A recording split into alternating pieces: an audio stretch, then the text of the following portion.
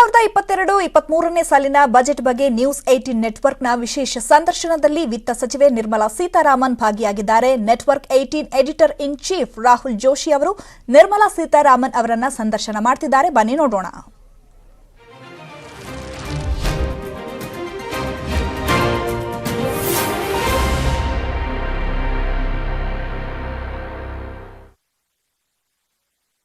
Good evening. I have with me India's Finance Minister Nirmala Sitharaman in a first media interaction to a private channel. Nirmala ji, thank you so much for giving us this exclusive interview. Once again, the first to Network 18. I would like to begin my first question, and I'd like to frame it in the context of the last 3 years. In the September of 2019, you did a deep corporate tax cut, setting the agenda for growth, if I may.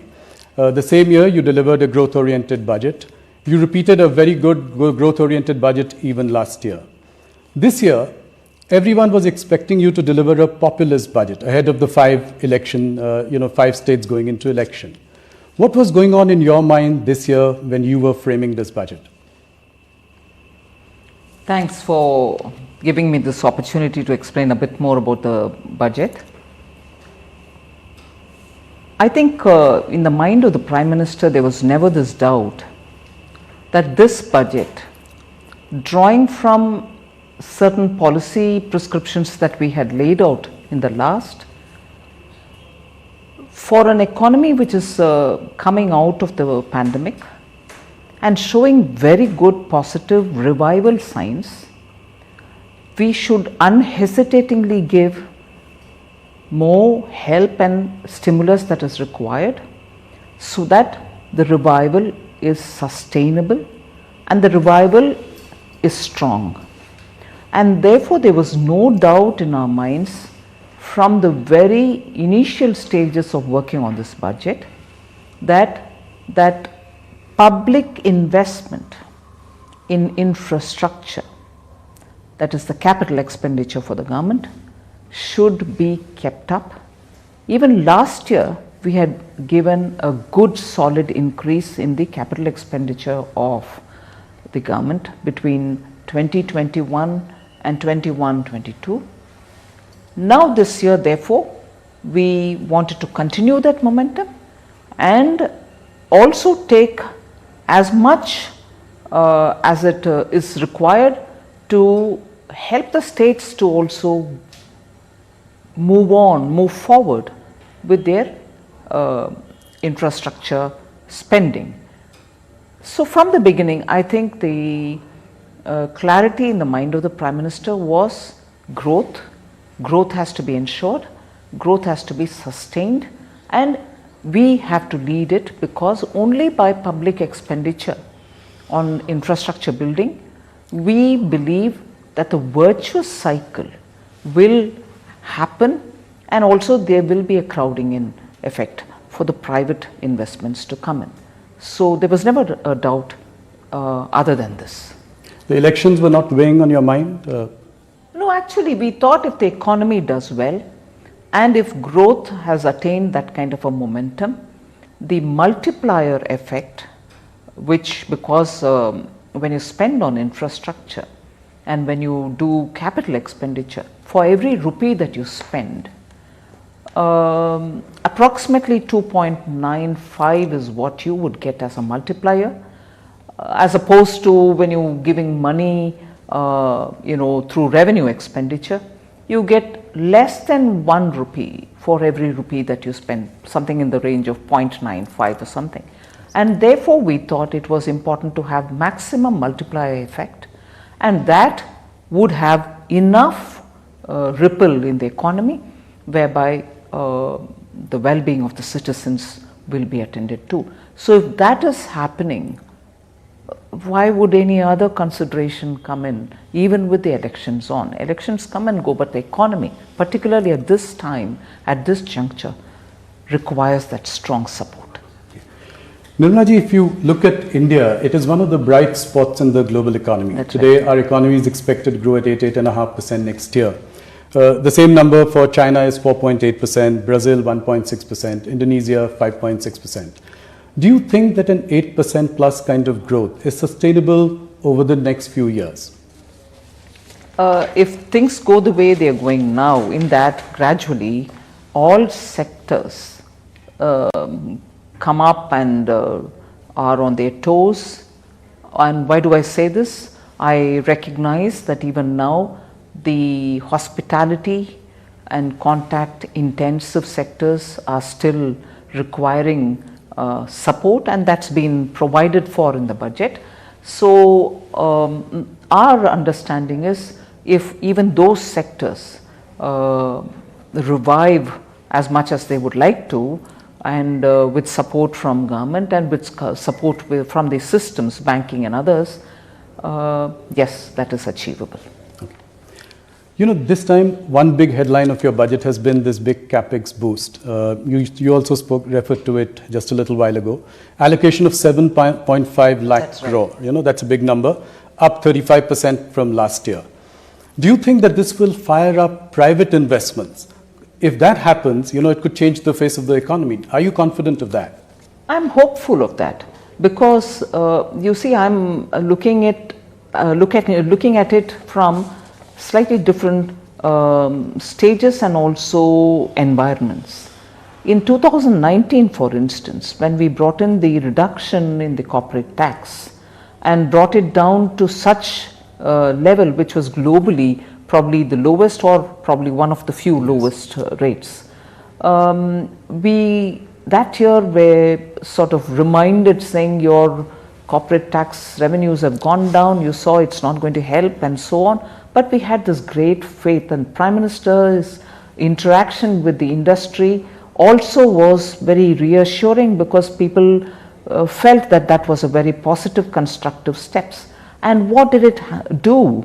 Actually, many of the industries, many of the big companies who actually generate wealth and create also jobs, so you saw them per media reports leveraging it, probably cleaning up their debts and so on. But that providentially has come of help during the pandemic time, that today you find many of them moving into areas of expanding their capacity. Mergers are happening, acquisitions are happening. You see that companies are out there to be able to expand their capacities, looking at the buoyant Indian market. And also exports are growing, which means export potential is also there for private sector investments to see the opportunity available, and expansion and also newer capacities are definitely going to come in. The last point on that is, you also see, in spite of all the naysayers, FDI into this country, in spite of all the speculation about other central banking authorities taking different call, whether it is the Fed or anywhere else, FDIs are still coming into this country in a big way. They are not FPIs. Yes. FDIs come in to be invested in, to be on the boards of companies and then take a call. And therefore, I think companies now are happy to be partnering with a lot of FDIs which are coming in and increasing their manufacturing capacities, servicing capacities, not just to serve Indian market, but also be able to access global markets.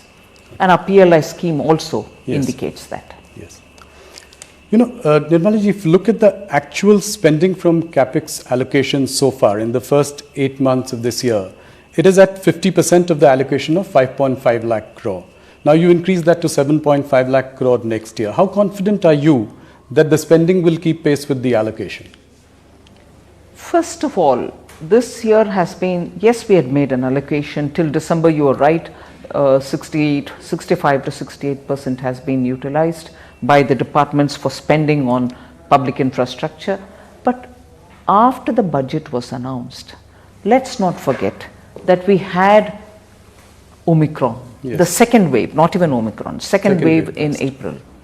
And although we came out of it, thank God for that, although we came out of it quickly, it also staggered that first quarter's expenditure into the second, into the third and so on. So reaching 68 in spite of the first quarter April and a bit of May going in because of the second wave and the psychological imprint it left on people, for us to catch up with the intended public expenditure did have a lag effect. So I would think that shouldn't be the case this coming year, now that Omicron also is showing signs of withdrawing. I don't want to say it's gone away, we'll have to be careful, but still. Nirmala ji, you've addressed the supply side of the issue. I come to now the demand side. The big issue is how do we really revive demand? So you've got your large capital expenditure program chalked out. Could you have considered cutting taxes to put more money into the hands of the consumer? There are ways in which demand creation can happen. In our country, where the taxpayers' number and also the taxpayers' profile is seen, then you also realize that it is possible to provide stability in tax regime, predictability in tax regime, and that I would think is a very important factor at a time like this. You don't want to bring in elements of uncertainty, and as a result of which some sections feeling, oh all right, I've got some relief, but some other sections feeling that hadn't come to us. And probably this would have a bearing on many others. Any exemption given is also just not for those who desperately need it, but by law would be applicable for others who probably don't need it so much, but because the system and the framing is such that it'll benefit everybody. Yes. So that is one point. And second, if you're looking at tax stability, if you're looking at predictability and making sure that you have not increased anybody's burden, you're at least making sure that people who have planned their monies can be sure that that is remaining unaffected. Right. So we in this budget placed a lot of emphasis on stability and predictability. I'm no cricket watcher, but I would definitely say this from my outsider's understanding. Particularly in a T20 match, it will be the opening batsman can have the liberty to smash hit and do a lot of good sort of risk-taking batting, and probably the end overs the fellows would have to catch up doing as much as they can because they'll have to meet the target and the gap which has to be filled. But there is a sweat toil happening which is in between the two. Yeah. You can probably take that situation. I must say your cricket understanding is quite decent. Thank you. No, I think predictability, stability, I would even say continuity. I think that's been the hallmark of your last three budgets, as I have closely seen it. Right. Let me come to something that is a niggling issue, a global headache in some senses, inflation. Look at the US, for instance. Our consumer inflation has obviously stayed in the 4 to 6% range. But if that were to really go up in the coming years, do you think that could throw some kind of a spanner in the works? I think globally all economies are worried about inflation. And that's not to say, okay, so what? Does it affect your planning or not? It does affect my planning. I'm only trying to say this inflation, particularly because of certain global factors of metals being very highly priced, energy, at least the fossil fuel being very expensive, the production being cut down, the cartel or cartelization of those who are fixing the prices, or all that is having a bearing on all over the world and certainly on us as well. Yes. And we also have realized that we are at a stage where we are making a transition towards climate friendly steps, yes, moving out of fossil fuel, and at this time we probably even, like many countries, want to look at gas coming in, natural gas coming in to replace many of what was dependent on fossil fuel. But at this time, with international natural gas price also going up, you're facing a situation where you're planning for something at a transitional stage, and that also is now going to be dearer. And as a result, your planning is also getting adjusted as we go along to look at giving more incentives for electric vehicles and so on. So the long and short of it is, yes, we are conscious of inflation, the global price going up on essential goods, particularly those which are important for industry. And within India, essential goods, for instance, are pulses and are edible oils, both of which still depend on a lot of imports. Our capacities are still not growing in oilseed production. We are not producing enough pulses for this country as much as we consume. So we will have to get them from outside. And therefore, simultaneously increasing, we have given some incentives for, or we have a scheme through which oilseed production will be encouraged, but still, even then, we have to keep importing oil, Yes. crude edible oil or refined edible oil. And the countries which do export this do understand that India is a very big consumer. Yeah. I'll come to oil in just a moment. Just before that, the Fed Reserve has indicated raising interest rates this year. The US Fed Reserve's balance sheet is also likely to shrink as a part of quantitative tightening. All this will dramatically impact, sharply reduce global liquidity. What will be the impact on the Indian economy and our markets? Well, I think if I can be fair in saying, since last 6 months, the Reserve Bank has been very keenly watching, and also the fora, the international fora in which both the Reserve Bank and Ministry of Finance meet with the international leaders, whether it is the G20, whether it is the World Bank, IMF meet. We've all been closely in discussion with countries to understand how this is going to play out. The lessons learned from the taper tantrum of 2000, post-2009 crisis, taper tantrum of 12-13, the lessons learned out of that are very fresh in our mind. So we are being sure that none of that will happen. We wouldn't leave all doors open like the way it was done earlier. We are watchful, and we should make all necessary steps progressively leading towards it, so that our economy remains protected to that extent.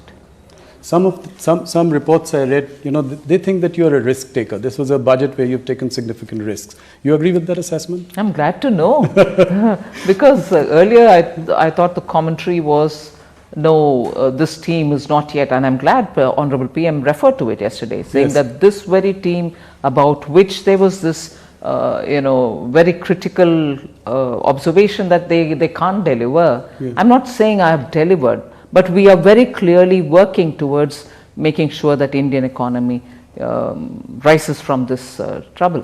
So, well, if I'm a risk taker, good enough. Yeah, that's your humility, what you say. I'll come to oil prices, which you just touched upon.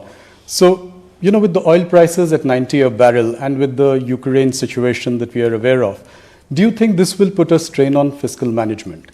And if I take the question forward, what is your 3 to 5 year roadmap on fiscal consolidation? I think we've recognized and reiterated in this budget that the fiscal roadmap which was given in the last year's budget is something which we respect. And in spite of this year being again a challenge for our consolidation measures, because the focus being on growth, we had to do this kind of spending and this kind of borrowing, but still we. ಸಂದರ್ಶನ ಮುಂದುವರಿಯುತ್ತೆ small break ಆದ್ಮೇಲೆ.